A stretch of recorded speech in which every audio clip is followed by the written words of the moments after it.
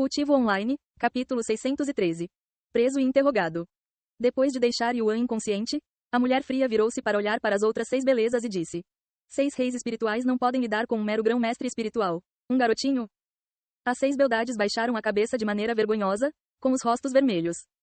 Lamentamos por sermos inúteis, Elder Shui. Volte rapidamente para a seita e me conte tudo o que aconteceu agora. A mulher fria chamada Anciã Shui usou sua energia espiritual para pegar Yuan antes de voar para longe, desaparecendo na distância em apenas alguns momentos. As 6 beldades seguiram rapidamente as palavras do Elder Shui e retornaram para a seita que ficava a centenas de quilômetros de distância de sua localização. Quando o Elder Shui retornou primeiro à seita, ela entregou Yuan, ainda inconsciente, a um dos discípulos de lá e disse a ela: tranque-o e interrogue-o sobre sua identidade quando ele acordar. Sim, Elder Shui. Depois que Yuan foi levada, a Anciã Shui voltou para seus aposentos para esperar o retorno das 6 beldades. Quando eles finalmente chegaram, ela lhes disse: conte-me tudo. As 6 beldades que estavam lado a lado começaram a explicar a situação ao Elder Shui. Fomos ao lago de bambu para nos lavar, mas logo depois de entrarmos na água ouvimos alguém gritando e parecia uma voz de homem. Assim que percebemos de onde vinha o som, todos olhamos para cima e, para nossa surpresa, uma pessoa estava caindo do céu. Não sabíamos quem era essa pessoa até que demos uma boa olhada nele depois que ele saiu da água, e descobrimos que era um homem desconhecido. Foi quando começamos a persegui-lo, mas ele tinha uma técnica de movimento estranha que tornava incrivelmente difícil pegá-lo. Então começamos a lançar ataques fracos contra ele, na esperança de atrasá-lo ou impedi-lo de correr, mas ele não era apenas rápido, ele também exibia uma agilidade incrível ao se esquivar de todos os nossos ataques com facilidade. Vendo que não teve efeito sobre ele, decidimos aumentar nossa força. E foi aí que você chegou, Ancião Shui. A Anciã Shui ouviu toda a história com os olhos fechados, e eles permaneceram fechados mesmo depois de terminarem. As 6 beldades não se atreveram a se mover até que o Ancião Shui falou com elas. Então ficaram em silêncio por muitos minutos até que o Ancião Shui finalmente abriu os olhos e falou com uma voz calma: vocês todos podem sair. Eu preciso de você.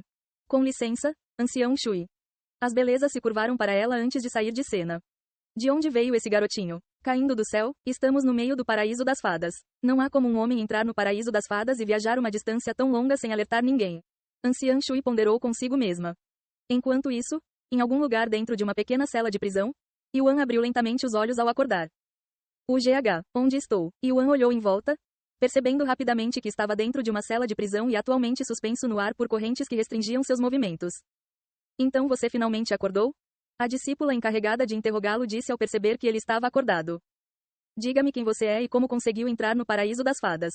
Embora isso não o poupe de uma sentença de morte, você não sentirá nenhuma dor se facilitar para nós dois. Yuan franziu a testa e disse: não sei como cheguei a este lugar. Parece que fui teletransportado para cá por acidente. E você espera que eu acredite em uma mentira tão descarada? A discípula balançou a cabeça. Quer saber, como sou uma pessoa muito generosa, vou lhe dar uma segunda chance. Se não.